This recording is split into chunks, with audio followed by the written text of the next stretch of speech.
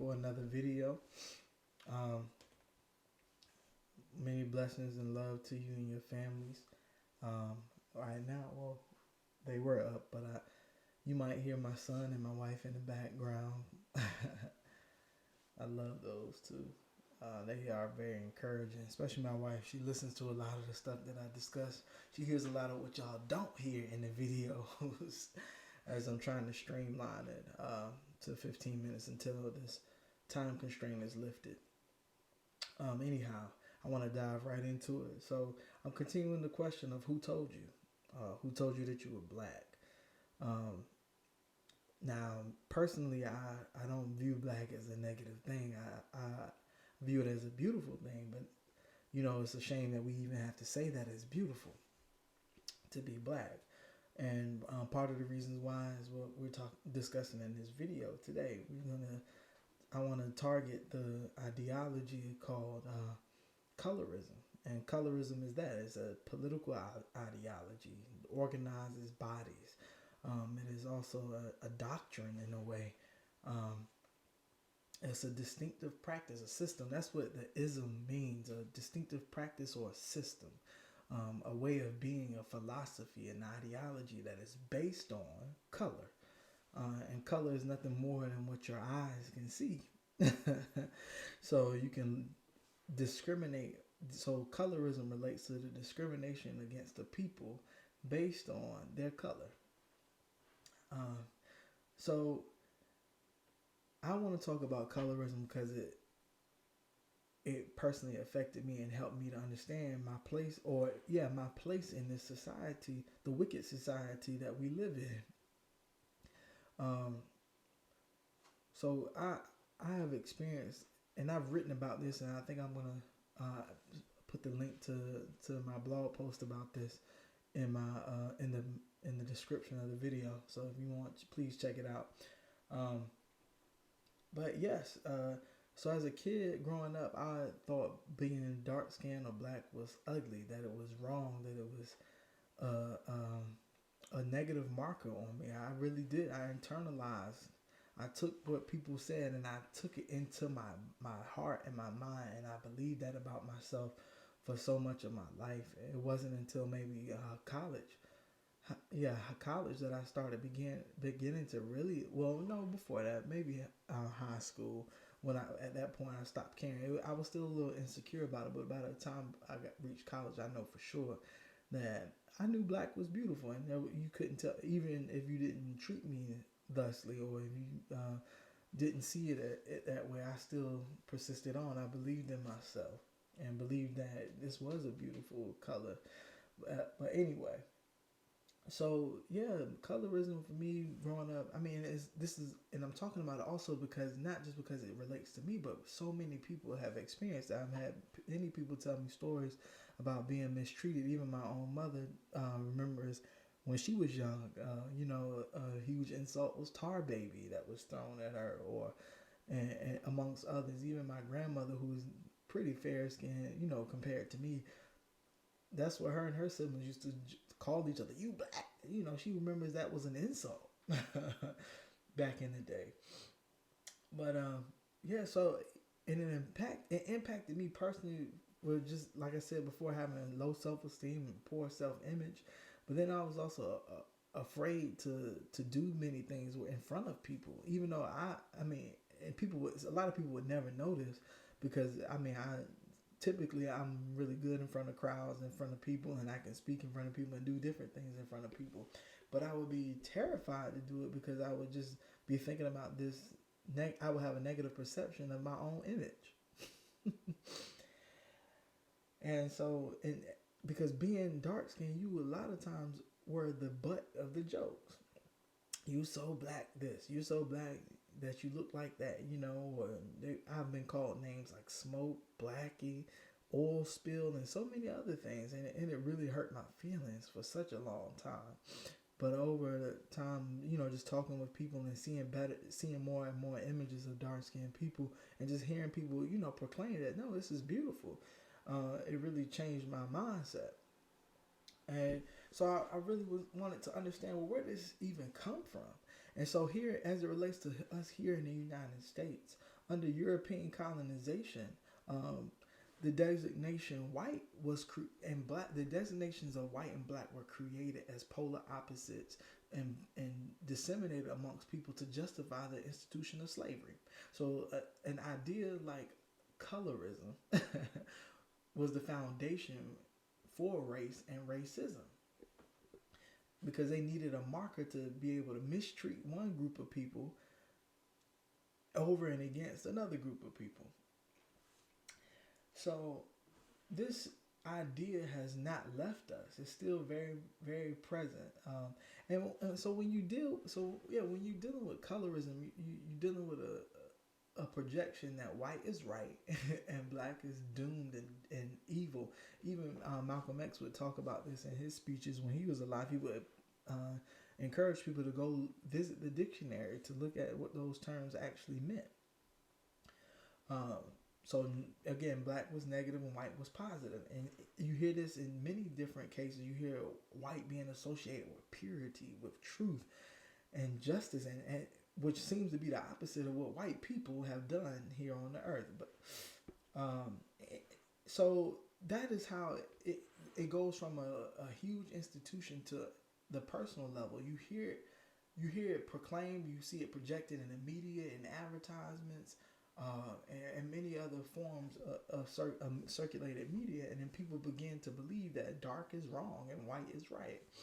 And what perplexed me even further was that this did not just stop here at the United States. That this is an ideology that has been put everywhere on the planet where Europeans have colonized. If you take, I remember being in Hong Kong, and when I went to a conference in Hong Kong in 2016, I traveled with another classmate who was also at the conference and who was his family was from Hong Kong. Dope trip, by the way. Shout out to my boy Jaren. That was an awesome trip. But anyway, he keyed me in before we got there, and that a lot of the advertisements, because we talked a lot about race and colorism and things like that, and he talked about colorism as it relates to Hong Kong. He was talking about how a lot of the advertisement were included white people on television, on billboards and other things like that. But I didn't really grasp it. I thought he was just saying that there were a lot of European faces on a lot of the advertisement or models in different commercials and whatnot. But when we got there, I remember riding in a cab and we saw a bus drive by, and as the bus drove by, there were these two beautiful Asian people. However, their faces were pale. Their faces were very, very pale, and I just could not believe what I was seeing. But I had seen this idea of colorism that had impacted me negatively all the way across the world in Northeast Asia. And so, and I had known about colorism being exported, but not to this extent. I didn't know about it in that part of Asia as much. And so that leads me to even thinking about things like the caste system and Hinduism in India. And this is not an indictment against Hinduism, but we have to remember that India was a British colony at one point. And under British rule, they instituted policy and law around skin color. And so even when you look at the caste system in Hinduism, the bottom caste is the untouchables, and many of those people, even to this day, are still very, very dark skinned. It's crazy. And to further the point of religious subjugation and colorism, I would bring in the fact that in Genesis 9, if you're familiar with the Bible, that is the story after Noah has created the ark and the flood has rescinded. And now there's celebration to be had. And God's making a covenant with Noah. And then after the covenant is made, Noah is so excited about being off that ship and about having a new covenant with God and all these things that he turns up. Noah gets drunk.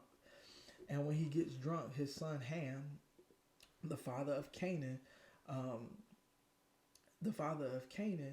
he sees the text says that he sees his father's nakedness. Now, there's a lot of debate around what that means, about what that in particular means, because a lot of times in the Bible, when you see that someone has seen somebody or seen someone looked upon their nakedness, it's sort of a euphemism for sex.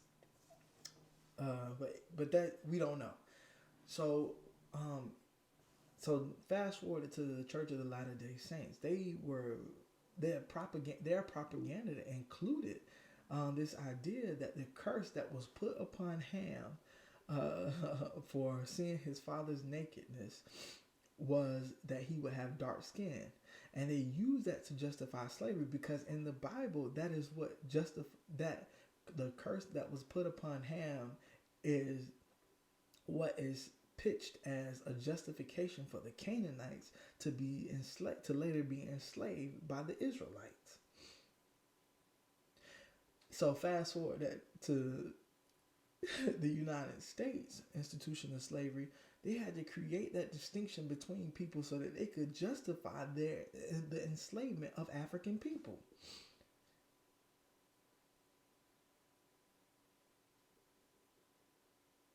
And other forms of pop culture, you see this circulated in the music videos, on the television, on the news programs. You see a lot of lighter skinned people often. I mean, if there wasn't such an issue, then you wouldn't see. Sometimes back in the day, you wouldn't see people who were darker or lighter skinned trying to pass for white.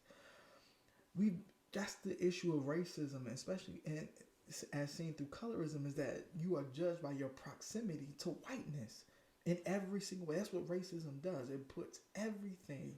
It makes everything about itself. Race. I'd like to think of race as a narcissistic beast. Even down to Black Greek letter organizations, some of them you had to pass a brown paper bag test. Now I know people don't want to talk about these things because they say these things are gone and they're obsolete, but they still have a play on our consciousness. A lot of people were shaped and formed by these kinds of ideas and ideologies, and they still are present to this day.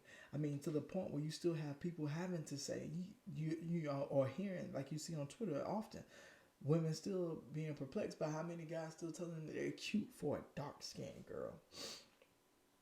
My wife has had that experience plenty of times, I'm sure. I mean, more than she's even been able to share. And my wife is beautiful. I don't know what they talking about. I love chocolate. But anyhow, even in pop culture, to the point where songs like "Black and Proud," and parenthetically is "Nah Bleach." It came out in 2011 by a great reggae artist, Mr. Vegas. Big up to him. But it's so embedded into our culture that people have had to continuously tell us that it's not so. So this is another way that people find out that they're black all the time. Have you had any dealings with colorism? Have you seen anybody impacted by that? Please let me know in the comments, in the comment section of this video. And I hope that we can continue to band together to disintegrate these ideas and to move forward as a people. Yes, I wanted to make sure I emphasize that I still identify as Black, African American, all of those things, because those identity, even though I don't reduce myself to a label, those things are still a part of our history, and they are part of what got us to this point. So that's why I make it a point to talk about these kinds of issues, and because I want us to heal from them, and I want us as African people to realize our true power. One more thing about it is that when you look at a prism, a clear prism, when you shoot light through it, you see all spectrum of light. So light includes all colors. When you put light against white, white repels light because light is considered to be white. However, when you put light into something black, the blackness absorbs the light. So I want to leave you with that if you are a person or you see a person with dark skin, that they are full of light. Not that they're better than anyone else, but we are full of light. I love you guys. Have a good day.